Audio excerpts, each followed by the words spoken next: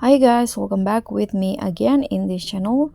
On today's video, I'm going to show you how to generate new stickers using the CapCut AI sticker feature.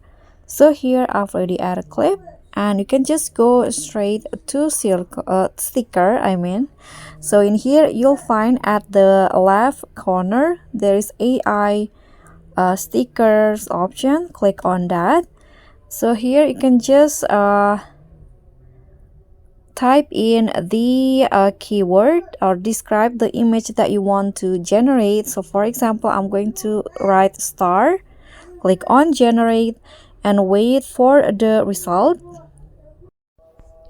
So here you can see this is the image that CapCut has generated, or the sticker.